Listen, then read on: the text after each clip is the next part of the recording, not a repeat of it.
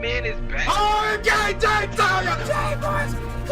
oh my gosh, the ring got messed up. This is a 5 out of freaking 5. It is beat making time. Next week is E3 week. My album comes out next week. I have the leopard. Oh, look at that, my God. This is your boy. All right, ladies and gentlemen of the YouTube citizens, y'all know who this is. This is your boy Dash, the True Inferno. Back at it with another Pokemon Unite commentary video gameplay for you guys, and I apologize for not uploading last week because I was just like tired and didn't feel like uploading. But now I'm back, and a lot has happened over the course of the last few days, and the majority of it involves Xbox. Now, originally, I was going to talk about CM Punk getting fired because I still need to talk about that. And now we got more news as NBA low management is now getting a rule change. And again, I mentioned this in my last video. DK Oldies is back. I need to talk about that as well. The PlayStation Portal, there's that as well. And the iPhone 15, that is something else that I want to talk about as well, as Apple is being petty with the iPhone 15. I'll explain all about it within the next few weeks. But what we're going to talk about today, and I think we're going to put all this in one video here. I was thinking of doing 2 videos, but we're going to put all this in one video. So this might be a long video, ladies and gentlemen. And that is this.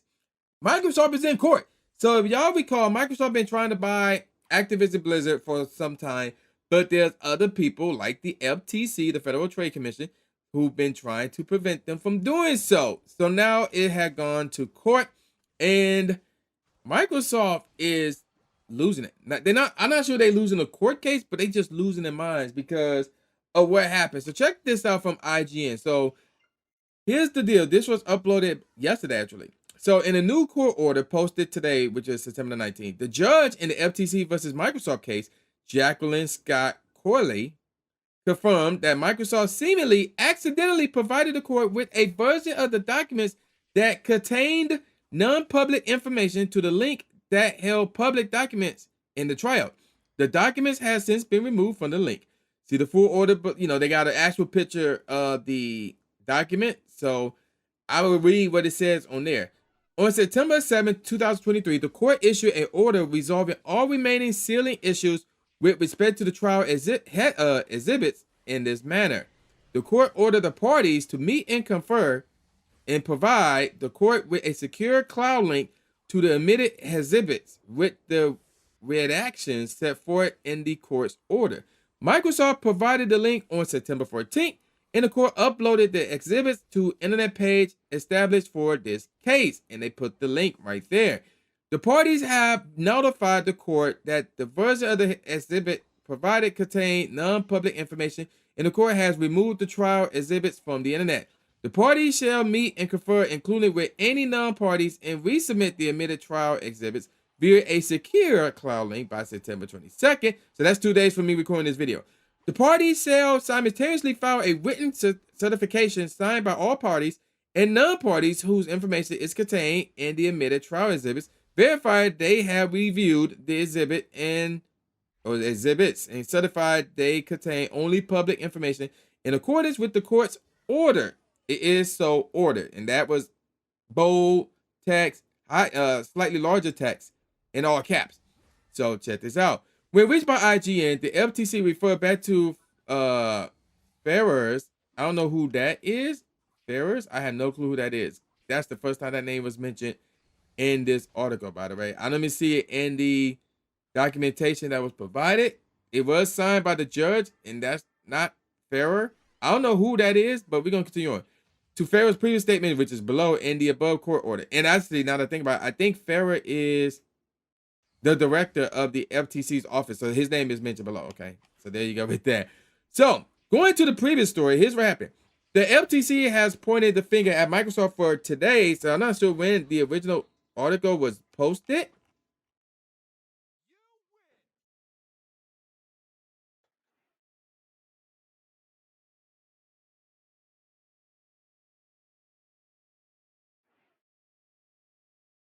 Actually, I take that back. It was posted on the same day, but earlier in that morning. It was like 11:59 a.m., barely in the morning.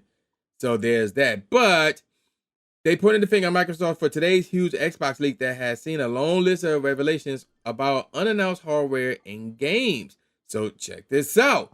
So they talked about within the leaks plans for a mid-gen Xbox refresh in 2024, a next-gen hybrid Xbox in 2028, and Bethesda's release schedule. A leak email revealed that Phil Spencer really wants to buy Nintendo. There's also word of a potential one-handed Xbox controller and a next-gen version of Rockstar's Red Dead Redemption 2. So when we got pictures of the refresh of both of the mid-gen refresh systems. So the first one we're gonna look at is the one called Brooklyn. There's no Y, it's just I. And this is the Xbox Series X refresh. And this thing looks sick as heck. It's smaller by the way. So let me give you guys the info on this one. Brooklyn will deliver 4K Gen 9 console gaming with more internal storage, faster Wi-Fi, reduced power, a more immersive controller, and a beautiful redesign, and it is beautiful based on what I'm looking at, that elevates the all-digital experience for the Xbox ecosystem. So this one is apparently going to be digital only. So moving on, giving our fans more to love, beautiful and innovative new design, more internal storage for games. We're talking 2 terabytes here. USB-C front port with power delivery, all new, more immersive controller, and it will still be $500, same as the current Xbox Series X console, which is actually pretty cool. Moving on, updated technologies, all new sound bridge to modernize I/O and sustainability efforts, Wi-Fi 6E radio for better, what is that? Throughput, no, it's not thought, it's throughput, latency, and interference mitigation. I'm assuming that's Bluetooth, BT. Bluetooth 5.2 radio for improved accessory experiences, and a 6nm die shrink for improved, and then I can't, what did I say? Efficiency, okay, because the arrow was blocking that word. I had to click on the photo to actually see it. Then we got improved sustainability story. Reduced PSU power by 15%. New low power standby mode is 20% off current XSS standby mode. Increased use of PCR on housing to greater than 30%, and 100% recyclable packaging. Okay, you know, so bear with that one. So that is Brooklyn, the Xbox Series X refresh. Now let's take a look at the L word, how you pronounce that one, the Xbox Series S refresh.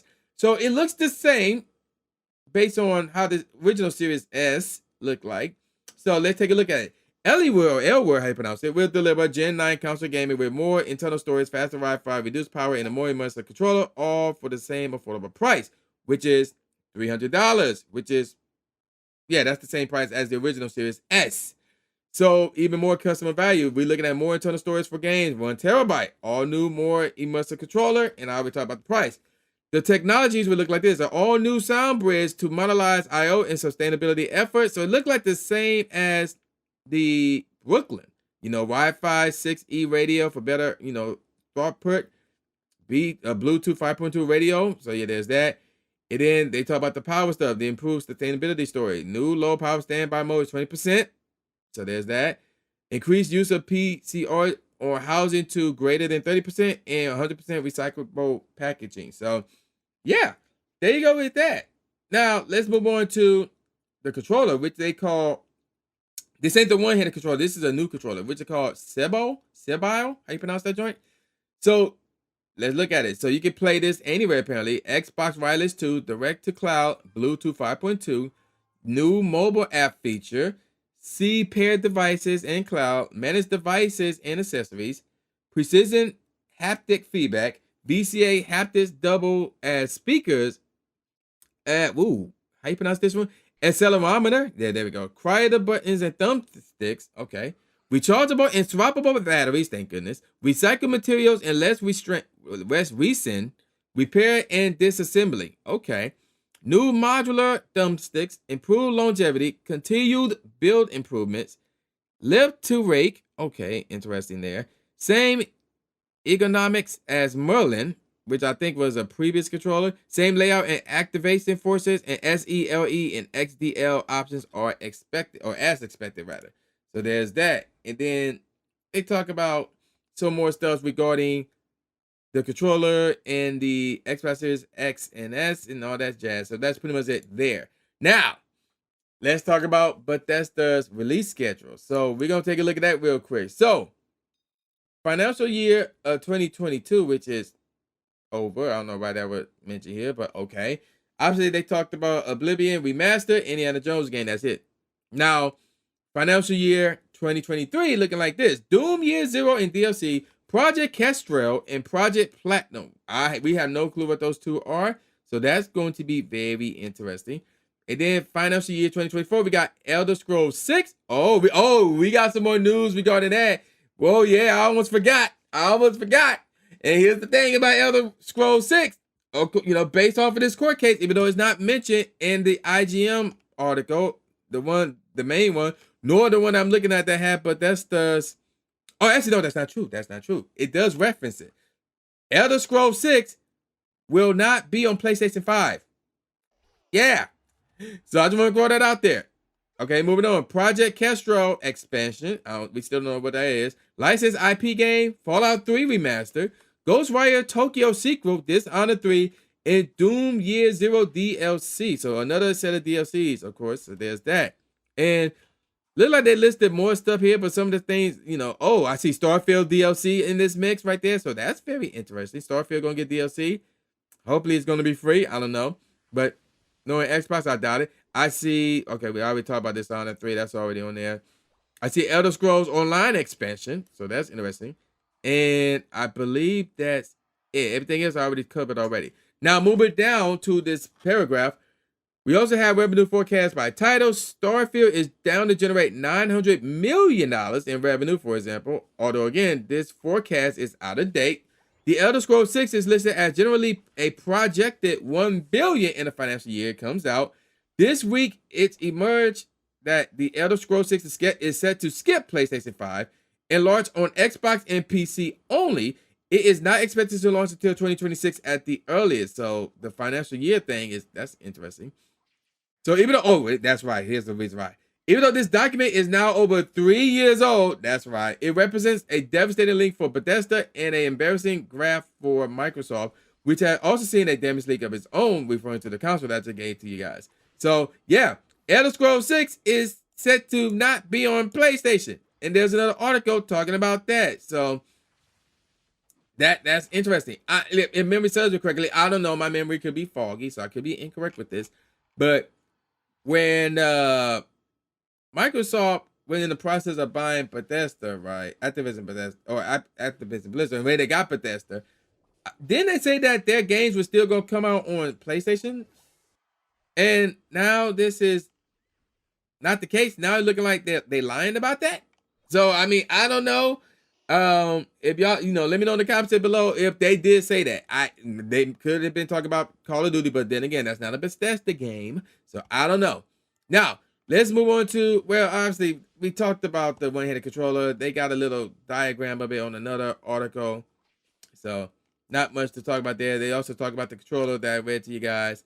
So there's that. Now, there is another story where because of this court case, Nintendo's got caught up in this. So we talk about the new Nintendo system. I'm not joking.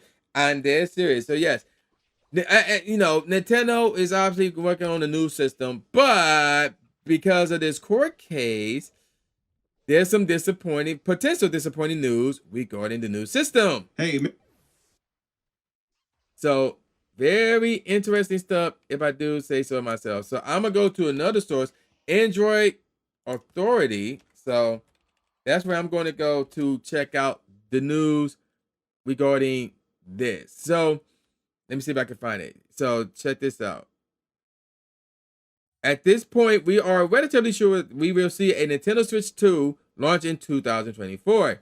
It probably will have a different name. I'm hoping it have that. So check this out.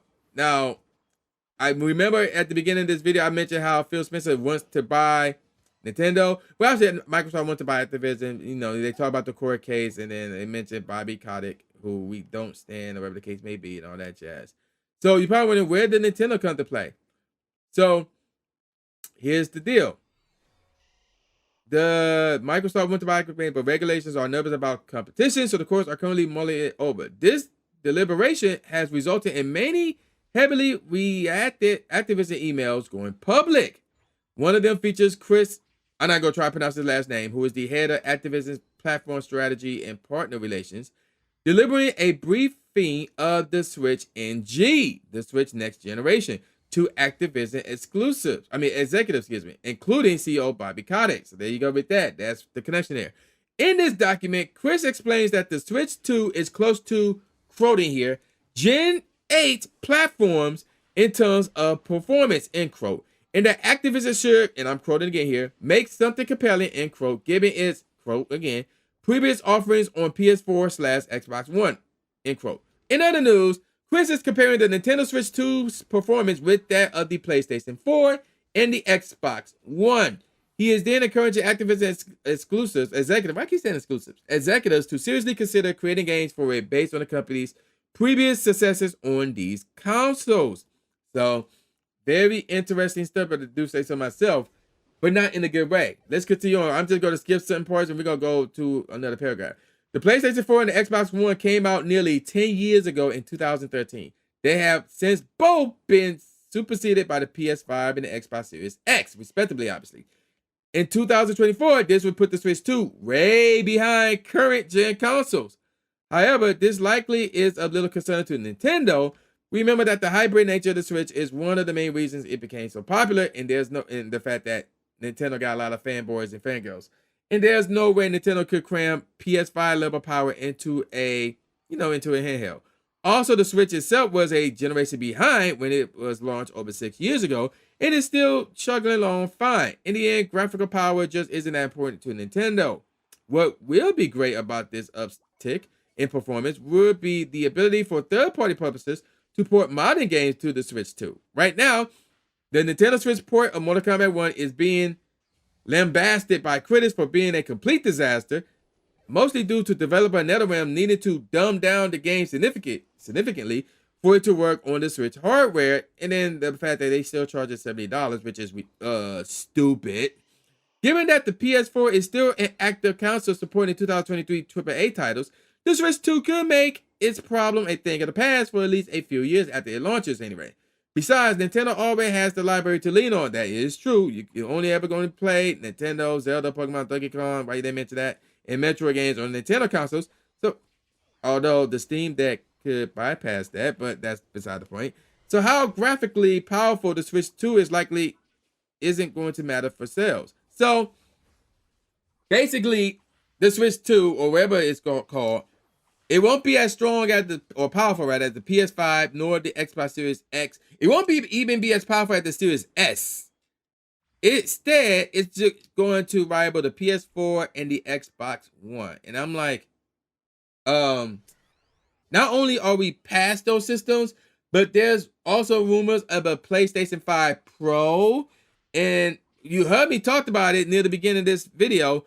Xbox coming out with a next gen hybrid Xbox in 2028, according to the documentations that were presented in the case.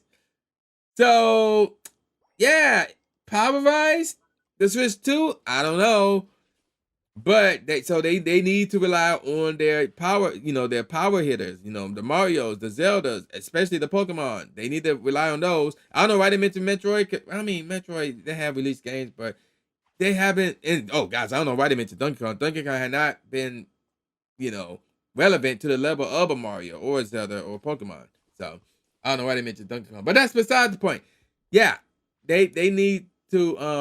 I don't know if that's gonna work. It could end up like a Wii U where it could do terrible numbers and all that jazz. Now, before y'all get excited and talk about, I'm gonna get that new refresh Xbox and things of that nature. Phil Spencer said some very interesting stuff. I don't know if it's because he's cracking due to the court case and all this stuff being leaked, but he's cracking. So check this out. So this is from WCCFtech.com, and they said this. Microsoft Gaming CEO Phil Spencer made some remarkable statements on a potential exit from the gaming business. You heard me right. The quotes are extracted from the court case involving the FTC. So, and this was also published. This was actually published yesterday at 8:35 a.m. Eastern. So the documents has been released today, revealing plenty of interesting information, including, they talk about the schedule. We already talked about that. So I don't know what they behind on that article. IGN kind of broke that story before them. But moving on.